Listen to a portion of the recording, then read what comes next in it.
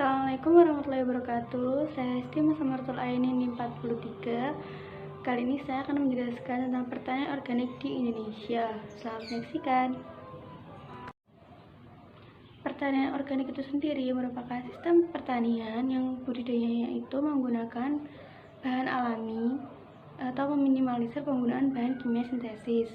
Nah, tujuannya dari pertanian organik itu selain menciptakan produk pangan yang sehat, pertanian organik itu juga mampu mengembalikan unsur hara atau nutrisi tanah yang sebelumnya itu rusak karena diterapnya pertanian konvensional yang menggunakan bahan kimia.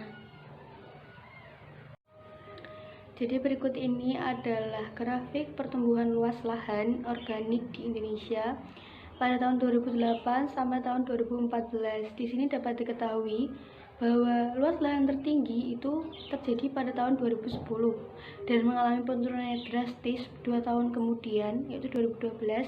Kemudian tahun berikutnya itu dapat naik kembali dan turun lagi pada tahun 2014. Nah, hal ini tuh membuktikan ternyata tuh banyak kendala dalam menerapkan sistem pertanian organik. Jadi tidak semua lahan, lingkungan, ataupun daerah yang dapat menerapkan pertanian organik. Terus juga kurangnya pengetahuan dari petani, kurang dukungan dari pemerintah, dan juga banyaknya benih yang sulit untuk didapatkan.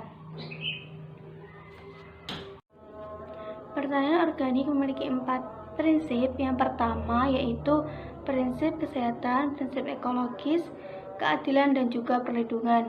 Pada prinsip kesehatan, produk panen maupun pasca panen setidaknya telah mengalami pelabelan dari standarisasi produksi organik dan sudah disertifikasi.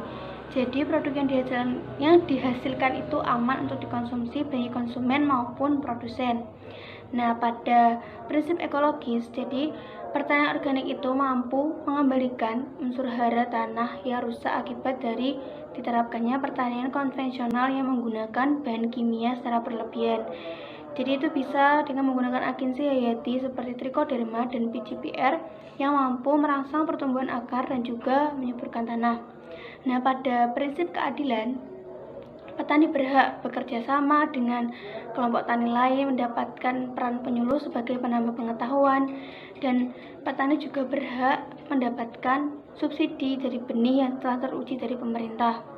Nah, untuk prinsip perlindungan yaitu petani itu harus mengolah dengan hati-hati dan juga terjamin. Jadi petani juga bisa menggunakan benih yang sudah tersertifikasi dengan mudah ataupun dapat bantuan dari pemerintah. Jadi itu sudah legal ya. Kan juga banyak kasus kemarin deh, salah satu kasus itu ada petani yang menggunakan benih non legal seperti ilegal. Nah, itu kan sampai dibawa ke narapidana. Jadi petani itu dilindungi atau berhak menggunakan benih yang sudah disertifikasi atau teruji. Dalam penerapan pertanian organik harus sesuai dengan standarisasi nasional. Nah, di sini saya mengambil studi kasus dari kelompok tani daerah Jawa Barat, yaitu namanya kelompok tani Mekartani. Nah, kelompok tani tersebut sudah menerapkan proses pertanian organik. Yang pertama yaitu konservasi atau pengolahan lahan, konservasi tanah, yaitu dengan mengembalikan kesuburan tanah. Kita mengolah kembali karena kan tanah sebelumnya sudah mengalami penurunan unsur hara atau nutrisi akibat adanya penggunaan bahan kimia secara berlebihan. Nah, yang kedua adalah pemeliharaan. Jadi kita mencabuti gulma, membuang akar-akar yang sudah tidak diperlukan, terus kita kasih dolomit, kita kasih pupuk kandang, kompos, pupuk hijau, pupuk cair, dan yang lainnya. Itu untuk meregenerasi tanah untuk subur kembali. Nah, selanjutnya adalah produksi. Jadi kelompok tani ini tuh sudah mampu berproduksi dan dapat mengolah hasil dari panen maupun pasca panennya. Dan diharapkan ini tuh dapat berkelanjutan. Jadi mereka itu tahu bagaimana larinya dari hasil produksi yang dilaksanakan tersebut.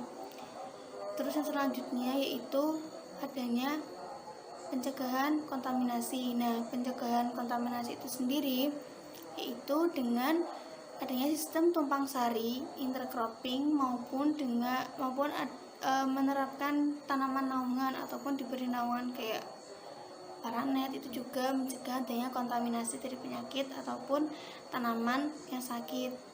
Dan yang bisa kita lakukan lainnya itu dengan mencabut langsung tanaman yang sakit, jadi tanaman itu tidak menular ke tanaman yang lain. Selanjutnya adalah pengelolaan lahan, kesuburan tanah, dan juga air. Nah, pada kelompok tani Mekar Tani Jaya ini, dalam pencegahan degradasi lahan, mereka melakukan program rotasi tanam yang sesuai dan juga penambahan bahan-bahan organik untuk menambah kesuburan tanah. Nah, untuk airnya itu disesuaikan dengan kondisi lahan, mungkin bisa menggunakan irigasi tetes, drainase, maupun sistem sprayer. Nah, selanjutnya yaitu pemilihan tanaman dan juga varietas. Jadi petani itu juga harus mengetahui tanaman atau varietas apa yang dapat digunakan atau dapat tumbuh dengan baik pada lahan yang dia miliki.